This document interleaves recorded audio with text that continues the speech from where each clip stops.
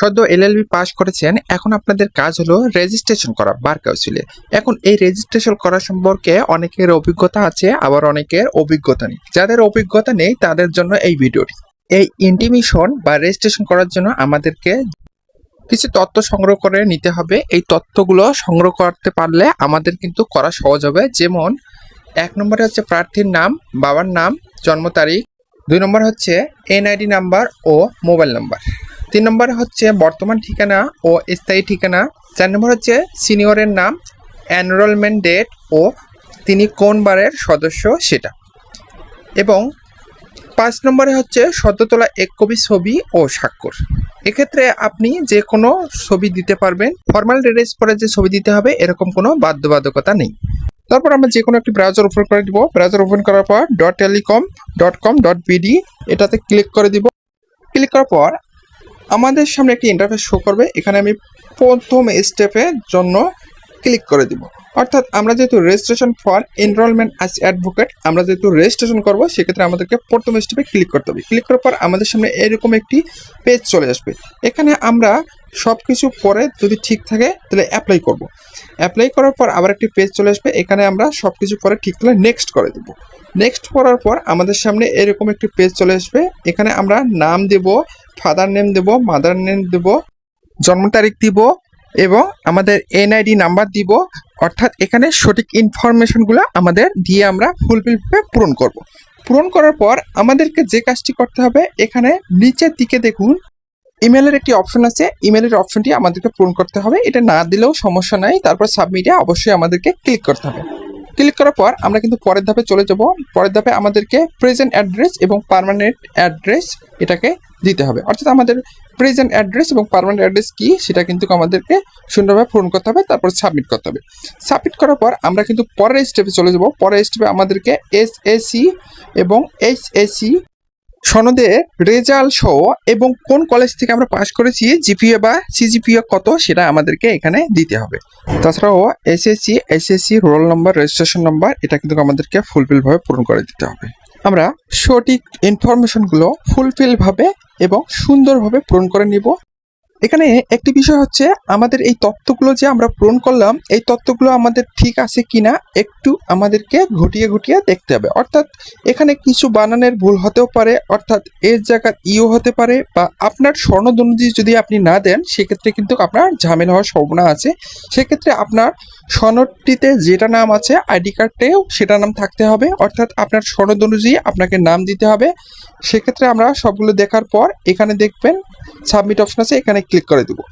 Submit অপশনে click করার পর আমাদেরকে কিন্তু পরের অপশনে নিয়ে যাবে, অর্থাৎ পরের ইন্টারফেসে নিয়ে যাবে। এই ইন্টারফেসে আমাদেরকে এলএলবি যাবতীয় তথ্য দিতে হবে, রোল নম্বর দিতে হবে, রেজিস্ট্রেশন নাম্বার দিতে হবে। দেওয়ার পর আপনি যদি এলএলবি অনার্স করে থাকেন অনার্সের ইনফরমেশন দিবেন, আর যদি পাস কোর্স করে থাকেন সেক্ষেত্রে পাস কোর্সের ইনফরমেশনগুলো দিবেন। অর্থাৎ এখানে 3টি অপশন আপনি দিতে পারবেন। আপনার যদি গ্রাজুয়েট করা থাকে আপনি গ্রাজুয়েট অপশনটিতে ক্লিক করতে পারবেন, অথবা পাস কোর্স করে থাকলে পাস কোর্স অপশনটিতে আপনি ক্লিক করতে পারেন, অথবা ব্যারিস্টার যদি আপনি হয়ে থাকেন, অর্থাৎ আপনি বিদেশ থেকে যদি এলএলবি করে থাকেন সেক্ষেত্রে আপনাকে ব্যারিস্টার অপশনটিতে ক্লিক করতে হবে। ব্যারিস্টারের যাবতীয় তথ্য আপনাকে দিতে হবে। এখন ব্যারিস্টারের তথ্য বলতে কি, ব্যারিস্টারের সার্টিফিকেট আলাদা হবে সেটা কিন্তু নয়, ওটাও হচ্ছে এলএলবি সার্টিফিকেট। অর্থাৎ এলবি ব্যারিস্টার, অর্থাৎ এলএলবি যদি আপনি বিদেশ থেকে করে থাকেন সেক্ষেত্রে আপনি কিন্তু ব্যারিস্টার। অর্থাৎ কেউ যদি বিদেশ থেকে এলএলবি সনদ নিয়ে আসে, অর্থাৎ বিদেশের কলেজ থেকে এলএলবি করে, সেক্ষেত্রে সেই লোককেই ব্যারিস্টার বলা হয়। এক্ষেত্রে সার্টিফিকেটের মূল্য কিন্তু কম বেশি নয়, সার্টিফিকেটের মূল্য এক।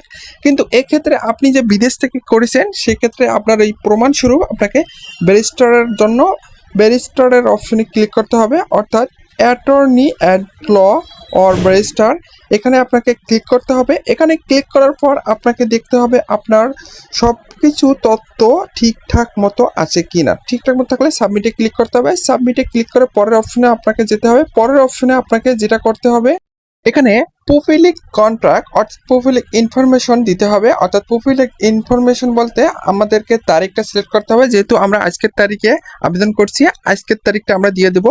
এক্ষেত্রে বেশি জটিল হয়, কারণ যদি আপনি পরবর্তী তারিখ দেন সেক্ষেত্রে যদি সেই তারিখ মতো কাজ করতে না পারেন সেক্ষেত্রে জটিল হয়।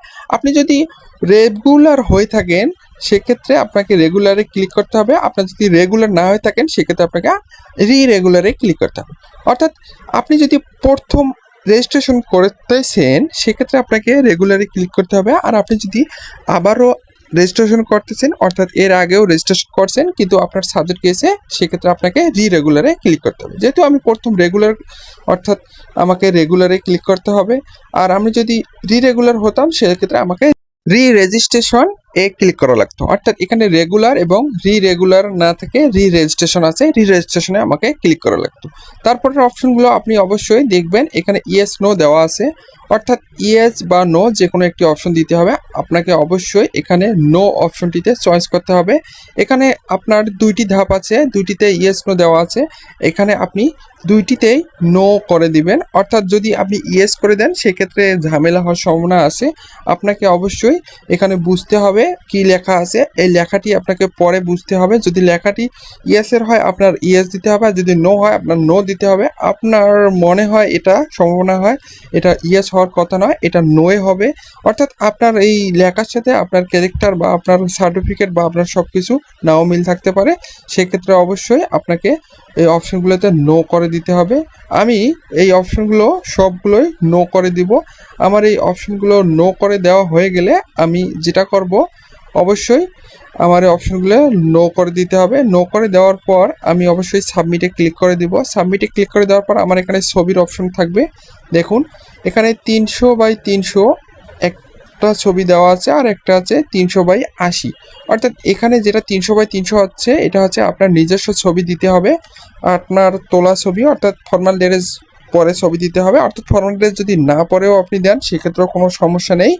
আর দ্বিতীয়টি হচ্ছে আপনার এখানে স্বাক্ষরের অপশন, এখানে আপনার স্বাক্ষরটা দিতে হবে। স্বাক্ষরটা সাইজ হতে হবে 300x80।